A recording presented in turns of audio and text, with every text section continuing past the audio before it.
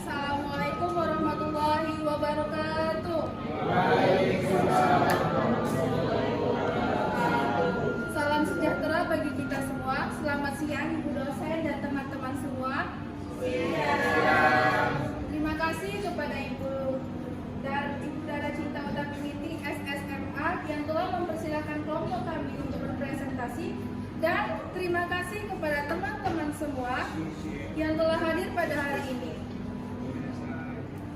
Saya Syamrina Nasution dengan NIM 2307060008 yang akan menjadi moderator, dan tak lupa pula kepada rekan-rekan saya, yaitu silakan. Perkenalkan, saya Sri Magdalena Tamdan dengan NIM 2307060034. Saya Alfius Lubert dengan NIM 062. Saya Saryan Pradana Lubis dengan NIM 23080. Saya Wardani Nimbulan dengan NIM 237706050. Saya Kaya Charles Puja dengan NIM 230706002. Kali ini kelompok kami akan membahas tentang Jepang pada Perang Dunia II sampai kebangkitan kembali Jepang pasca Perang Pasifik.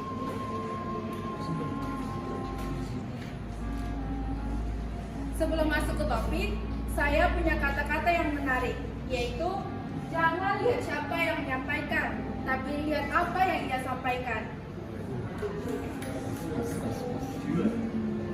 Baiklah, kita akan membahas tentang topik kami, yaitu pengertian Perang Dunia Kedua, keterlibatan Jepang pada masa Perang Dunia II, pengertian Perang Pasifik, kekalahan Jepang pada Perang Dunia II, dampak-dampak kekalahan Jepang pada Perang Dunia II, lalu yang terakhir kebangkitan Jepang pasca Perang Pasifik.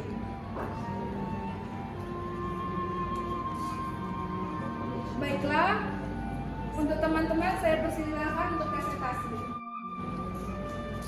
Baik, saya akan Memaparkan materi kami tentang Perang Dunia II dan keterlibatan Jepang pada masa Perang Dunia. Perang Dunia II atau Perang Dunia Kedua yaitu sebuah perang global yang berlangsung mulai tahun 1939 sampai 1945. Perang ini melibatkan berlebihan negara di dunia, termasuk semua kekuatan besar yang pada akhirnya membentuk dua aliansi militer yang saling bertentangan, yaitu Blok Sekutu dan Blok Poros. Perang ini merupakan perang terluas dalam sejarah yang melibatkan lebih dari 100 juta orang di berbagai pasukan militer. Perang ini memakan korban jiwa sebanyak 50 juta sampai 70 juta jiwa. Jumlah kematian ini menjadikan Perang Dunia II konflik paling mematikan sepanjang sejarah umat manusia. Nah, yang kedua itu keterlibatan Jepang pada masa Perang Dunia. Tujuan Jepang terlibat Perang Dunia II adalah memimpin Asia dengan membangun Asia Timur Raya. Kekaisaran Jepang berupaya mendominasi Asia Timur dan sudah memulai Jepang dengan Republik Cina pada tahun 1937, tetapi Perang Dunia secara umum pecah pada tanggal 1 September 1939 dengan invasi Jerman ke Polandia. Pada bulan Desember 1941, Jepang bergabung dengan Blok Poros menyerang pangkalan militer Amerika Serikat dan teritori Eropa di Samudra Pasifik dan dengan cepat menguasai sebagian besar Pasifik Barat. Sekian dari yang saya. Selanjutnya Perang Pasifik. Istilah Perang Pasifik umumnya dikenal dengan Pacific War atau Pacific Theater. Dalam literatur Jepang mengenal perang ini dengan istilah Pasifik Raya, istilah Perang Asia Timur Raya. Nah, pengertian Perang Pasifik yaitu peristiwa peperangan laut terdahsyat yang pernah terjadi di muka bumi. Peperangan ini menyeret dua kekuatan besar yang saling menyerang, yakni Sekutu di satu pihak dan Jepang di pihak poros. Dan menurut penjelasan Gordon tentang wilayah-wilayah yang terlibat dalam perang ini, yaitu wilayah Pasifik Tengah, Pasifik Selatan, Pasifik Barat, Pasifik Barat Daya, dan Pasifik Utara. Selanjutnya latar belakang Perang Pasifik. Perang Asia Pasifik terjadi pada tanggal 7 Desember 1941. Merupakan perang yang terjadi akibat serangan yang dilakukan oleh Jepang pada Angkatan Laut Amerika yang pada saat itu bermarkas di Pearl Harbor, Hawaii. Alasan perang tersebut terjadi adalah karena Jepang berusaha membangun kekaisaran di Asia dan Jepang menganggap pangkalan militer Amerika di Pearl Harbor tersebut merupakan suatu penghalang besar untuk Jepang yang ingin menguasai sumber daya di wilayah selatan. Dan awal puncak terjadinya perseteruan ini ketika Laksamana Isoroku Yamamoto menyerang pangkalan militer Amerika Serikat yang terletak di Hawaii pada tanggal 7 Desember 1941. Peristiwa ini membawa efek psikologis yang besar bagi seluruh rakyat Amerika. Presiden Amerika Franklin Delano Roosevelt 5 jam setelah penyerangan Jepang pada sore hari tanggal 7 Desember 1941 langsung menandatangani perang terhadap Jepang. Setelah peristiwa Pearl Harbor, Jepang akhirnya mulai menduduki pulau-pulau strategis di Pasifik Barat Daya seperti Selandia Baru. Dan dalam kurun waktu 3 bulan, Jepang telah menguasai Filipina, Hong Kong, Malaya, dan wilayah Indochina dan Hindia Belanda di awal tahun 1942. Sementara itu, di pihak sekutu, Jenderal Douglas MacArthur sebagai penasihat militer pemerintah Filipina harus tersingkir ke Australia karena invasi Jepang ke Filipina. Dan dalam waktu yang singkat, Jepang melakukan penyerangan dengan menyerbu lapangan terbang Clark Island dan lapangan Iba di Pulau Luzon, Filipina pada tanggal 8 Desember 1941. Baiklah, saya akan melanjutkan materi tentang kekalahan Jepang pada Perang Dunia II. Seperti yang kita ketahui bahwa Jepang tergabung dalam blok poros yang berlawanan dengan sekutu termasuk Amerika Serikat. Jepang mengalami kekalahan perang pada Dunia II yang disebabkan oleh penyerangan yang dilakukan oleh Amerika Serikat secara tiba-tiba dan sama sekali tidak terprediksi oleh Jepang. Serangan tersebut terjadi pada tanggal 6 dan 19 Agustus 1945. AS menjatuhkan bom atom di Hiroshima dan Nagasaki. Pesawat sekutu menjatuhkan bom dengan kode Little Boy di kota Hiroshima dengan parasut pada 6 Agustus 1945 pukul 8:15 pagi waktu setempat. Bom itu meledak di ketinggian 2000 kaki di atas kota Hiroshima. Ledakan itu setara dengan 12.000 sampai 15.000 ton TNT. Ledakan tersebut menghancurkan 5 mil persegi kota di Hiroshima. Dan serangan bom atom kedua terjadi pada tanggal 19 Agustus 1945 di kota Nagasaki. Serangan ini semakin melemahkan Jepang dan pada tanggal 14 Agustus 1945 Jepang resmi mengumumkan penyerahan diri tanpa syarat kepada sekutu. Dampak-dampak kekalahan Jepang pada Perang Dunia II. 1. Penyerahan dan pendudukan Jepang menurut Sampas yang pada 15 Agustus tahun 1945 mengakhiri konflik di Asia Pasifik. Pasukan sekutu menduduki Jepang untuk membantu dan pemulihan dan restrukturisasi. Dan yang kedua ada deklarasi kemerdekaan koloni, di mana sejumlah koloni Asia yang diduduki Jepang seperti Indonesia, Vietnam, dan Filipina menyatakan kemerdekaan mereka setelah kekalahan Jepang.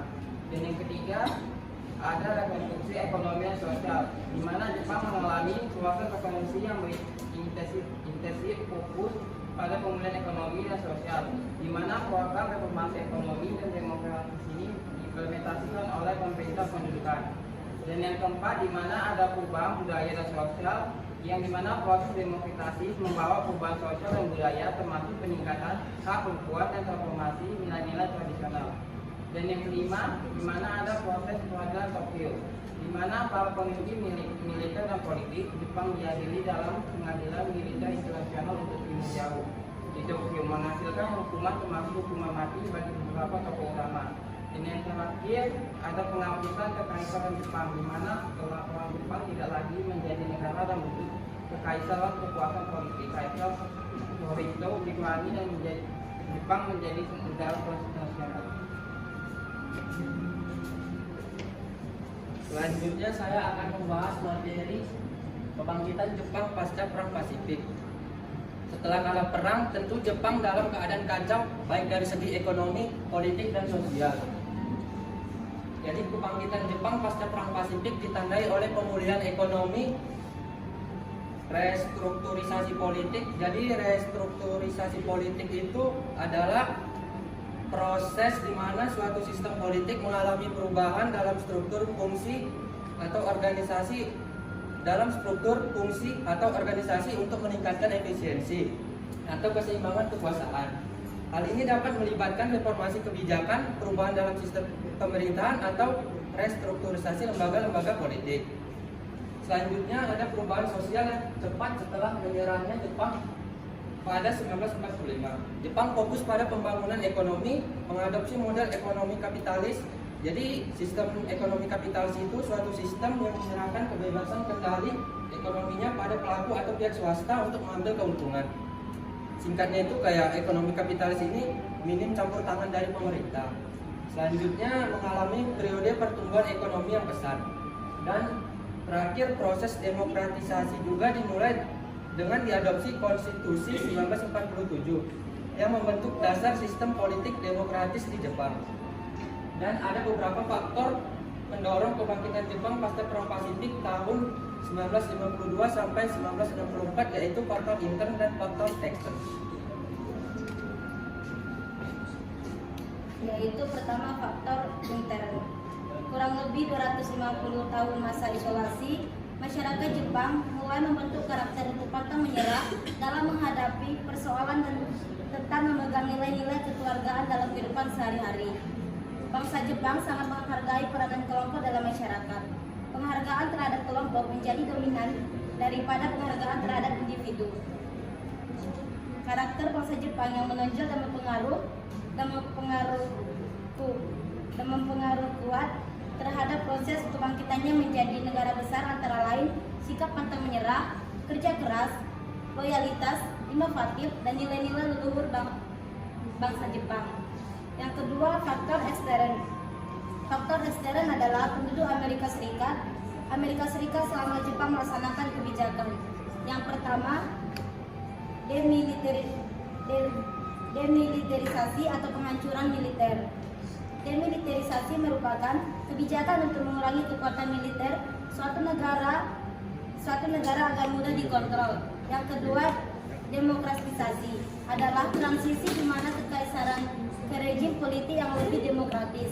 Yang ketiga, pembaharuan ekonomi Jepang. Jepang mengalami pertumbuhan yang luar biasa pasca Perang Dunia II. Setelah kekalahan mereka pada tahun 1945, Jepang mengalami transformasi ekonomi yang disebut sebagai keajaiban ekonomi Jepang atau Miracle Economic Growth. Baik, terima kasih kepada teman-teman atas presentasinya. Pada presentasi tadi, ada kesimpulan menarik yang saya tarik. Jepang pada masa Perang Dunia bertujuan ingin menjadi pemimpin Asia dengan membangun Asia Timur Raya. Kekalahan Jepang pada Perang Dunia disebabkan oleh penyerangan Amerika Serikat pada tanggal 6 sampai 9 Agustus 1945.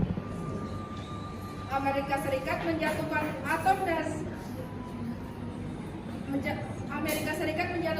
di Nagasaki dan Hiroshima. Kira-kira dari teman-teman kita ada yang ingin bertanya? Kami membuka 6 sesi pertanyaan. Dari presentasi kami barangkali ada yang ingin bertanya?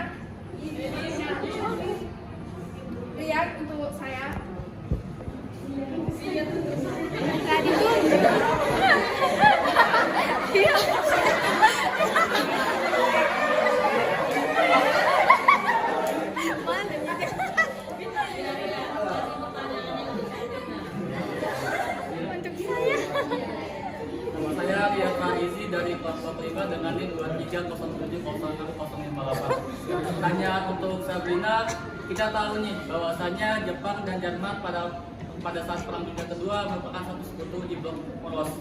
Nah, ketika Jepang dibom oleh Amerika di Nagasaki dan juga Hiroshima, lalu Jepang mengaku kalah, apa tanggapan atau respon dari Jerman kepada Jepang? Terima kasih. Baik, terima kasih. Pertanyaan kedua untuk Sri.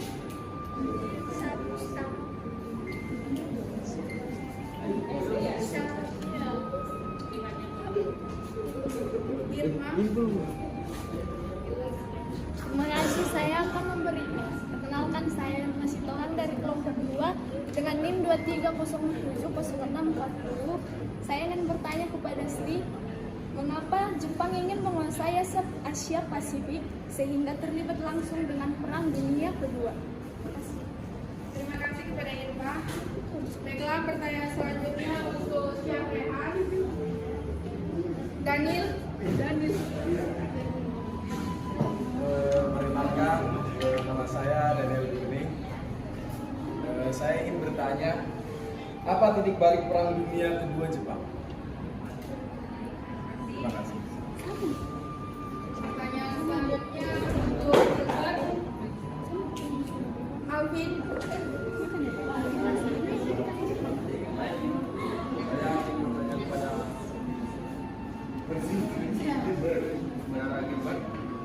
Bagaimana nasib Asia Semeru setelah kedatangan Jepang?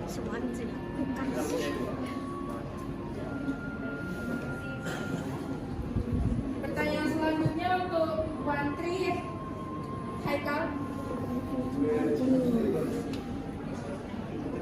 Baik, saya perkenalkan, nama saya Eko Sadana Putra Yunus dengan NIM 2307060028. Di sini saya bertanya di slide mengenai dampak-dampak kekalahan Jepang pada Perang Dunia Kedua yang nomor 5. Kan di situ dampaknya itu yang kelima itu proses pengadilan Tokyo. Para pemimpin militer dan politik Jepang diadili dalam pengadilan militer internasional untuk Timur Jauh. Nah, di situ kan para pemimpin tokoh utama serta para pemimpin militer itu diberi hukuman mati kan, atau diberi hukuman yang lain itu.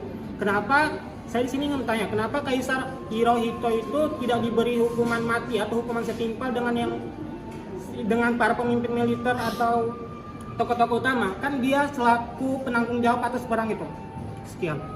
Baik, terima kasih. Pertanyaan selanjutnya untuk Brian oleh Zida.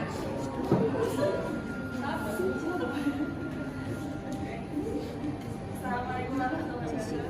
Perkenalkan, nama saya Mazida Salwa dengan NIM 2307060022. Ini pertanyaan untuk Brian.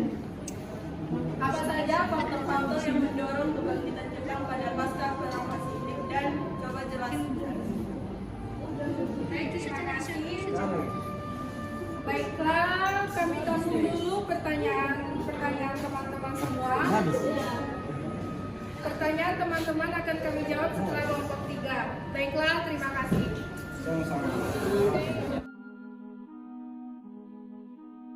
Baiklah, kami akan melanjutkan presentasi kami dan akan menjawab pertanyaan teman-teman. Untuk pertanyaan pertama untuk saya dari Riyad Al-Farizi. Pertanyaannya yaitu, kita tahu bahwasannya Jepang dan Jerman pada Perang Dunia II sama-sama berada di blok poros. Lalu ketika Jepang dibom oleh Amerika dan Jepang kalah, apa tanggapan atau respon Jerman terhadap hal tersebut? Baik, akan saya jawab. Kekalahan Jepang di Perang Pasifik pada tanggal 15 Agustus 1945 merupakan pukulan telak bagi Jerman yang masih berjuang menghadapi sekutu di front Eropa. Kekalahan Jepang berarti bahwa Jerman telah kehilangan sekutu penting di Asia dan Pasifik, dan juga berarti bahwa sekutu ini memiliki kontrol penuh atas wilayah-wilayah yang diduduki Jepang. Respon Jerman terhadap kekalahan Jepang dapat dibagi menjadi 2 fase. Pada fase pertama, Jerman masih berusaha untuk memenangkan perang. Namun pada fase kedua, setelah sekutu menyatakan bahwa mereka akan menyerang Jerman dengan bom atom jika Jerman tidak menyerah, Jerman akhirnya menyerah pada tanggal 8 Mei 1945. Begitu, lihat apakah masih kurang atau tidak? Untuk pertanyaan kedua, untuk Wantri. 15 Agustus. Jerman jarang 8 Mei. Mei sama Agustus mana dua? Dari Haikal Swardana Putra Yunus, pertanyaannya yaitu dijelaskan pada dampak kekalahan Jepang bahwa para pemimpin militer itu diadili dalam pengadilan militer internasional untuk Timur Jauh di Tokyo. Dan ada beberapa tokoh utama Jepang diberikan hukuman mati. Tapi kenapa Kaisar Hirohito pada saat itu bisa lolos? Kenapa Kaisar Hirohito tidak diadili padahal dia penjahat perang yang bertanggung jawab atas kematian jutaan nyawa manusia? Begitu. Terima kasih. Pada waktu saya persilahkan. Di sini saya akan menjawab pertanyaan dari Haikal. Jawabannya, pada pengadilan militer internasional untuk Timur Jauh di Tokyo, Kaisar Hirohito tidak diadili karena dianggap oleh sekutu sebagai faktor kunci dalam stabilisasi pasca perang dan rekonstruksi Jepang. Dia kemudian diizinkan mempertahankan statusnya sebagai kepala negara, tetapi dengan kekuasaan yang lebih terbatas. Keputusan ini diambil untuk memfasilitasi transisi Jepang menuju pemerintahan yang demokratis dan menghindari kekacauan lebih lanjut di negara tersebut. Beberapa pemahaman pendapat bahwa membiarkan Kaisar Hirohito bertahan membantu pemerintahan stabilitas politik di Jepang pasca perang. Bisa diterima? Terima kasih. Baik, terima kasih kepada Wantri. Untuk pertanyaan ketiga oleh Alvin Rahman Pulungan untuk Alves Gilbert, bagaimana nasib Kaisar Hirohito setelah kekalahan Jepang di Perang Dunia II? Baik, silakan dijawab. Pertanyaannya, bagaimana nasib Kaisar Hirohito setelah kekalahan Jepang di Perang Dunia Kedua pada Alvin? Jawabannya, setelah kekalahan Jepang dalam Perang Dunia Kedua, Kaisar Hirohito tetap berkuasa, tetapi terpaksa melepas status ketuhanannya dan menerima konstitusi baru yang membatasi kekuasaannya. Dia tidak diadili karena kejahatan perang, karena pada saat itu dia dianggap dewa gitu. Dan setelah perang, Jepang hancur. Banyak kota yang hancur dan perekonomian Jepang ambruk. Namun, negara ini mampu membangun kembali dan menjadi kekuatan ekonomi utama dalam beberapa dekade berikutnya. Dan Hirohito wafat pada 7 Januari 1989 karena mengalami sakit kanker usus 12 jari. Apakah puas? Baik, terima kasih kepada Alves Gilbert. Untuk pertanyaan selanjutnya dari Irma Warni Sitohang untuk Sri Magdalena. Pertanyaannya yaitu, mengapa Jepang ingin menguasai Asia Pasifik sehingga terlibat langsung dalam Perang Dunia Kedua? Baik, saya persilakan untuk menjawab. Terima kasih. Pertanyaan dari Irma, mengapa Jepang ingin menguasai Asia Pasifik sehingga terlibat langsung dengan Perang Dunia Kedua? Nah, Jepang ingin menguasai Asia Pasifik dan terlibat langsung dalam Perang Dunia II karena memiliki ambisi untuk melakukan ekspansi politik ke negara-negara Asia menggantikan kedudukan bangsa Eropa. Selain itu, Jepang juga memiliki ambisi untuk menguasai wilayah-wilayah negara tetangga sekaligus mengambil alih pasar impornya sebagai upaya memecahkan masalah ekonomi dan demografi yang dialami saat itu. Pada Perang Dunia Pertama, Jepang merasa dirugikan dengan perjanjiannya dan berusaha menguasai negara-negara yang menjadi incaran blok barat, termasuk Amerika Serikat. Dengan demikian, faktor politik, ekonomi, dan balas dendam menjadi pendorong utama bagi keterlibatan bangsa. Nah, dan kedua, tujuan utama Jepang mengobarkan perang Pasifik adalah untuk berkuasa atas negara Asia. Sebelum menjadi negara maju seperti sekarang, pada abad ke-18, Jepang masih tergolong negara yang terbelakang karena menerapkan kebijakan isolasi. Awalnya, Jepang juga hanya bisa meniru apa yang dilakukan negara tetangganya, yaitu Cina. Pada abad ke-19, Amerika Serikat datang untuk membujuk Jepang agar kebijakan isolasi mereka dihilangkan. Amerika Serikat ingin Jepang membuka pelabuhannya demi kepentingan mereka. Peristiwa ini membuat Jepang menyadari ketertinggalannya dalam berbagai bidang dari negara-negara barat. Apakah Irma dapat menerimanya? Terima kasih.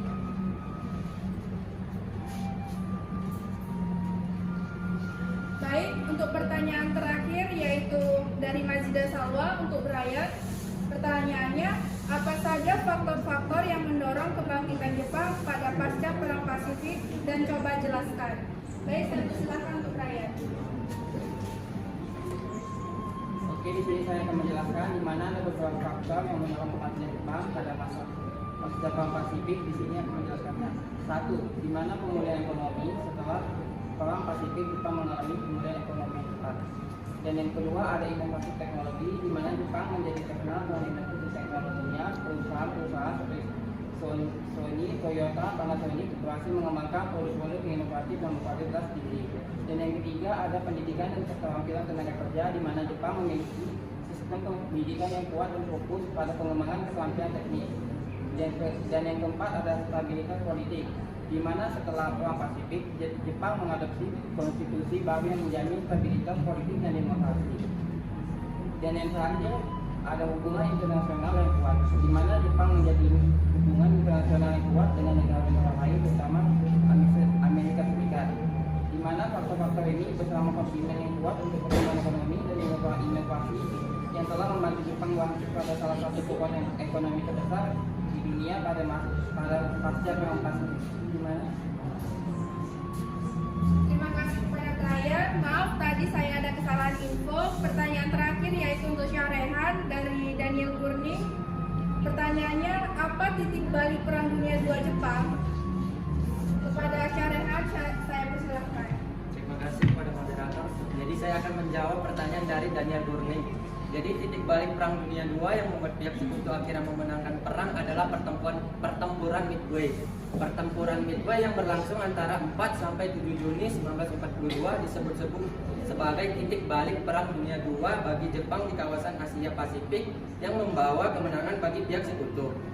Pada 4 Juni 1942, Laksamana Chuji Nagumo melancarkan serangan besar-besaran ke Pulau Midway yang terletak di tengah-tengah antara Asia dan Amerika Utara.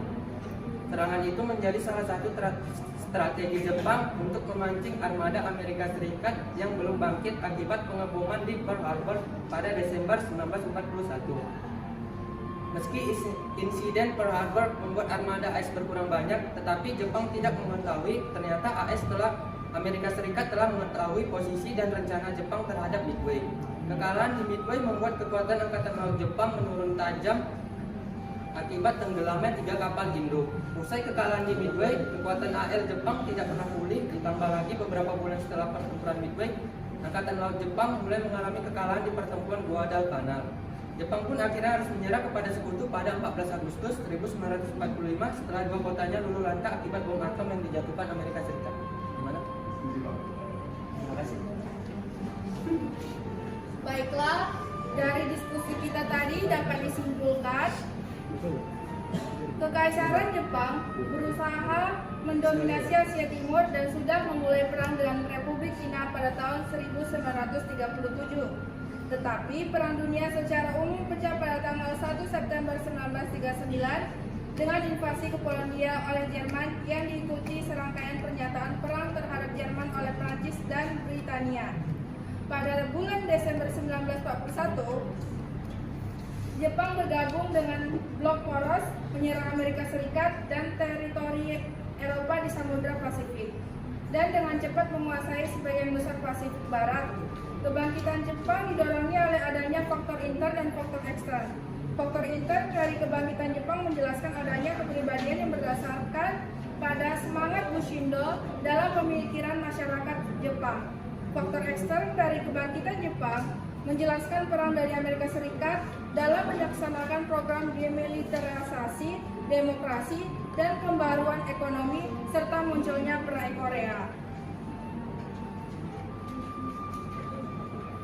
Terima kasih kepada dosen mata kuliah kami yaitu Udara. Terima kasih kepada teman-teman yang telah bertanya dan hadir mendengarkan presentasi kami. Harapannya dari kami apa yang kita diskusikan akan menjadi manfaat dan menambah wawasan kita untuk kedepannya. Maka saya sebagai moderator, saya tutup presentasi kelompok kami. Terima kasih atas perhatiannya teman-teman. Sampai jumpa di diskusi selanjutnya.